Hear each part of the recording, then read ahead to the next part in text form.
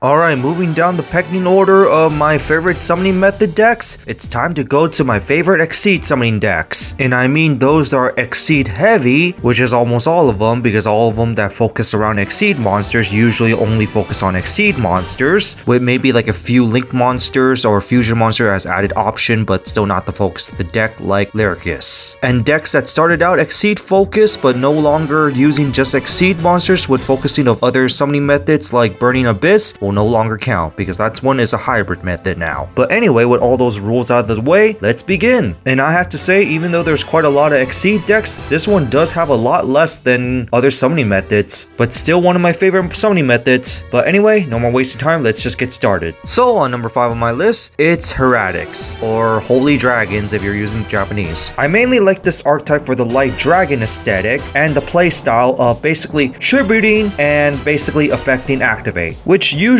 results into a new dragon egg, which is a 0 attack monster. And then on top of that, more Exceed plays. Just overall pretty cool style with a cool design. Light dragons after all. And another cool thing is that because it's light dragons, you could technically combine this with Galaxy Eyes or Blue Eyes. And Blue Eyes being a normal monster is also very synergizing with the deck. So this has to make it to the list. And now number 4, it's Galaxy Photon. I chose Galaxy Photon low on the list despite being one of my favorite aesthetic is because the playstyle just really focuses around Exceed summoning, but the unique part about the Galaxy Photon variant is the armor Exceed method. Basically kind of like the Chaos Exceed summoning, but it's just armor Exceed. So you basically just Exceed summon on top of an Exceed monster. And that's something I really like about the Galaxy Eyes deck with the Photon variant. And funny enough, yes, you can do this with Cypher Dragon as well, since technically it's still part of the archetype being a Galaxy Eyes without the Photon part, and it has its own armor Exceed. And you can also run Tachyon because Galaxy Eyes as well, and in a way you can armor Exceed it, but that one's more in a rank up variant, and that one is technically its own archetype now, but at the same time it's technically part of this archetype. And let's not forget that we could technically combine 3 different Galaxy Eyes archetype into one archetype, being Photon, Tachyon, and Cypher, even though Cypher's the one that you probably will not be using, but the Tachyon stuff you might actually use. And also, if you're playing the Photon variant, obviously you're going to be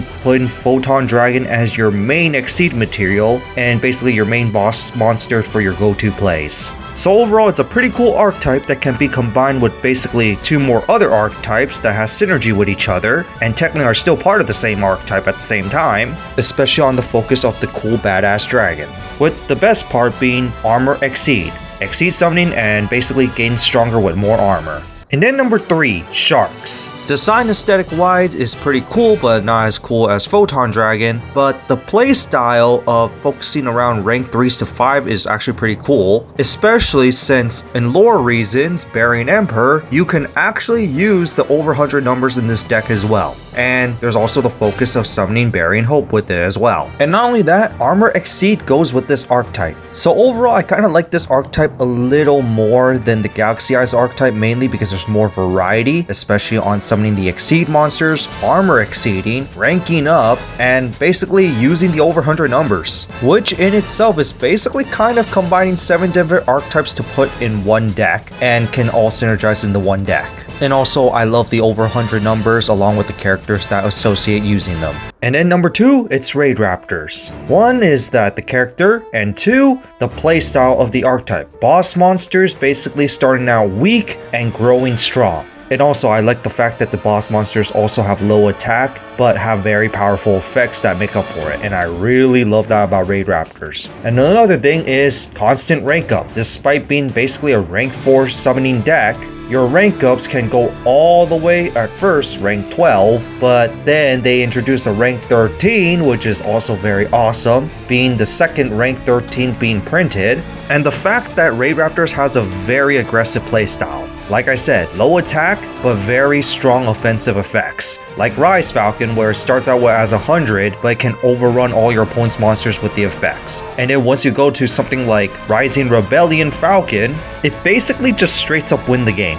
And also the amount of consistent searching in this archetype is also insane as well, and I really love this archetype for that. So overall, design is cool, and also the rank up playstyle. And now before we go to number 1, honorable mentions. First off, gimmick puppets. It was originally going to be on the list, but I kind of like Holy Dragons more, or Heretics, so it just ended up being on my honorable mentions, but I really like the creepy design of gimmick puppets, and the play style, especially with the new support, where it focuses on destroying your opponent's monsters and burning them damage. We also have rank up and an auto win condition out of Victory Leo or Disaster Leo. Next would be the Phantom Knights. First off, of course, Dark Rebellion being the main Exceed monster, it has rank up options by even using just regular Phantom Knights as material to summon Dark Rebellion, or even other forms of it. But I do like the Phantom Knights focus on basically using traps and basically turning into trap monsters. But other than that, it doesn't really do much other than that little bit of a unique mechanic of basically your set cards. And finally,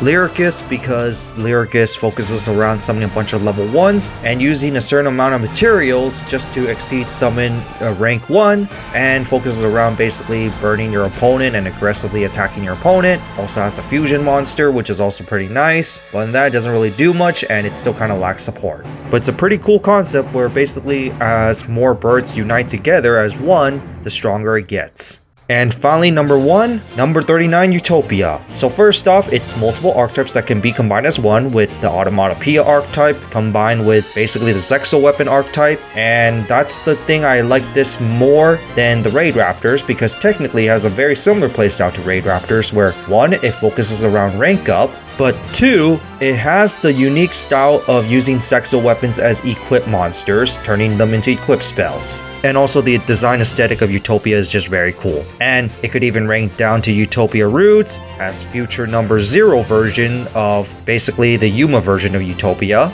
And the ranking up, it can go all the way up to rank 10 originally into a dragon, and now to rank 12 Utopia Dragner, which is also very awesome. But in that, it's a very cool archetype. I really like the design, the playstyle of ranking up, especially that you can use the Automatopoeia archetype with it, and the part that you could equip monsters into them as equip spells. It's just awesome, and I just overall really like the archetype for it. Still tempted to build the deck, but haven't got time into looking for the cards yet. And also, Utopia's form, one of them being a dragon, is also awesome. And one more key thing I really like about this archetype is that it has access to every other number, because number 39 is considered the original number in a way, but for lore reasons, the user of said number also needs the other numbers. So I really like how basically this archetype could just utilize all the other numbers. And that's something I find a little more cooler than basically Sharks or the over 100 numbers, because Sharks is only restricted with over 100 numbers mainly.